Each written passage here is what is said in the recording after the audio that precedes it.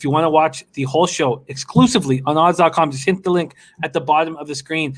Let's move on to Vikings Buccaneers, Raymond James Stadium, Tampa, Florida, 72 Fahrenheit, mostly sunny, 5 miles per hour is the wind. Beautiful day in Tampa.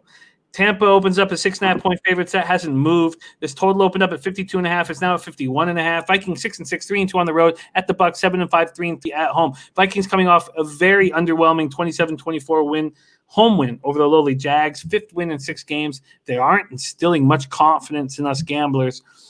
This is after barely beating Carolina 28-27 the previous week at home. They lose 31-28 to Dallas in Dallas the week before that. Cowboys, Panthers, Jaguars are combined 8-27, and they're lucky not to be 0-3 against them. Kirk Cousins, 28-43 for 305 yards, 3 touchdowns, 1 interception.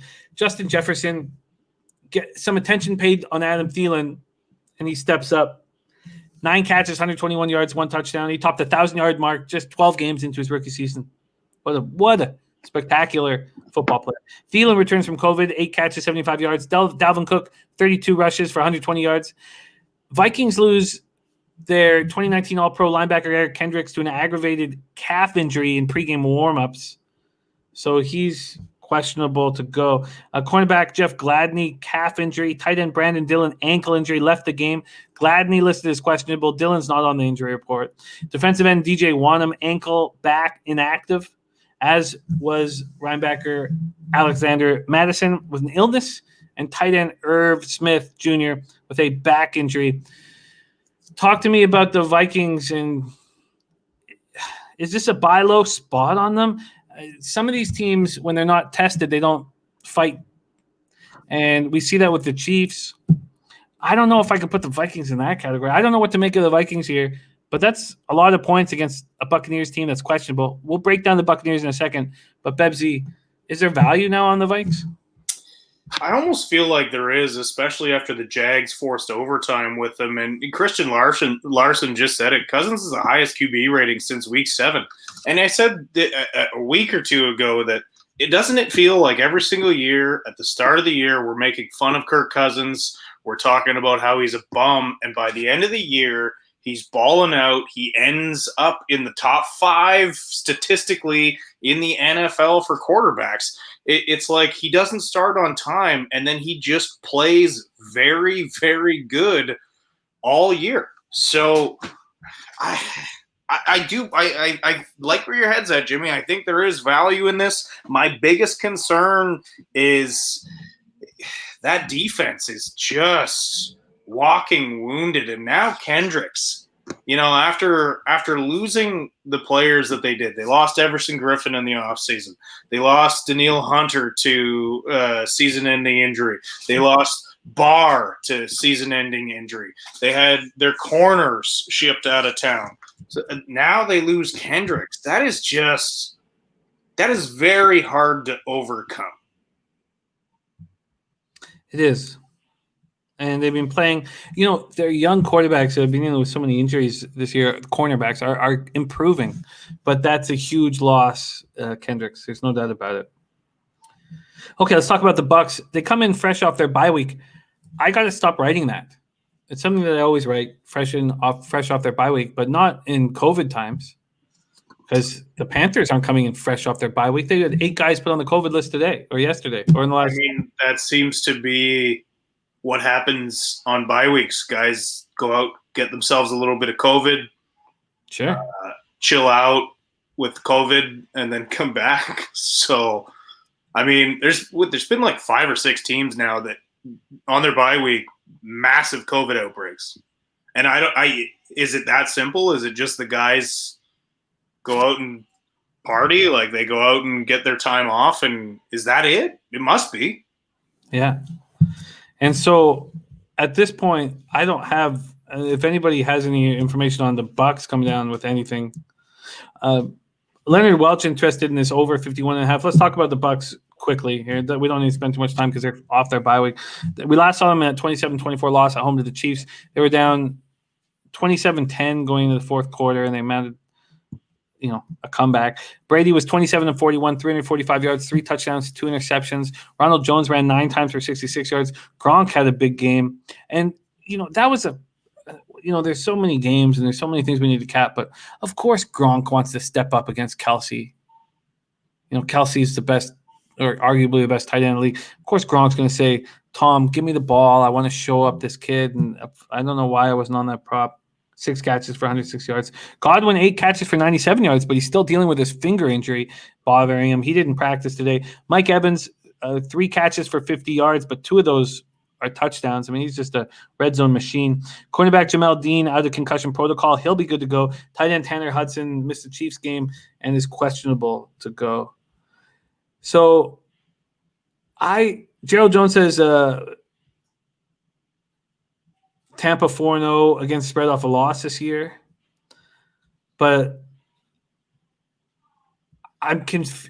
So we know that the books make like 90% of their cash off of NFL.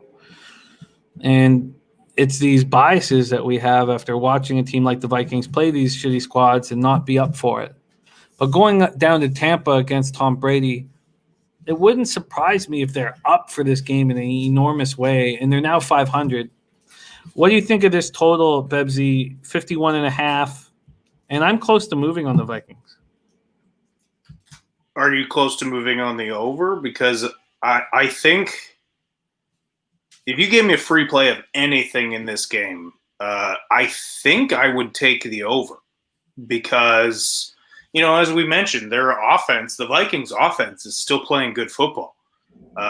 Their defense is just so banged up and so much patchwork defensively to put a unit out there. So you have to think Tom Brady coming off a bye has got to be a little bit rested at his age. And age has showed a lot this year for Tom Brady. It's got to be the freshest he's been in a while. So Godwin, he's another 2 weeks away from that finger surgery. So even though he is still battling it, he should be good to go. The over spot makes sense. It does make sense. I just hate these 51.5s because 27-24 is such a possible final score. I think the over makes sense. And I think the Vikings staying close makes sense. Mr. Funmonk has a good point. Before we decide to pull the trigger on this, he says Tampa Bay defense is still top 5, and they're very good against the run. What happens when you take Dalvin Cook out of it? Dalvin Cook is still viable in the pass game, and they still have Jefferson, Thielen, and Rudolph. And frankly, Jefferson has been everything he was in college and more. He looks fantastic.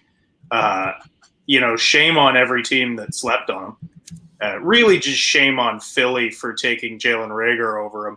Not knocking Jalen Reagor. It's just Justin Jefferson was the obvious choice there. I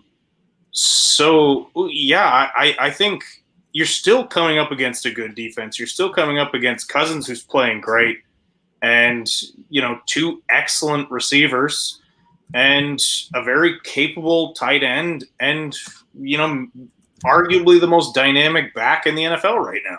So this is another great defense, or great offense, rather. Yeah, I like this.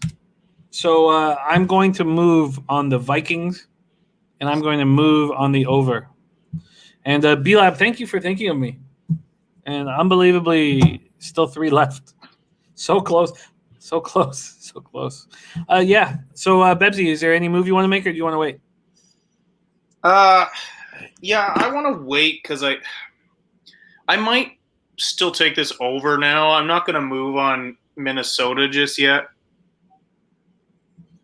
I just wonder if now's the time to move on it, or do I wait? Yeah, and there's been no movement. Let me check this here. Looks like it's come down a point since it opened. Not at the leading indicator offshores. Although what they have done is they have moved Tampa from a minus 105 to a minus 113. So you know what? That tells me maybe I should wait. But that's such a big jump from 6.5 to 7. It's such a big jump. Do you guys, the chat? I'd love to hear if you think that you think that this game could get to a 7.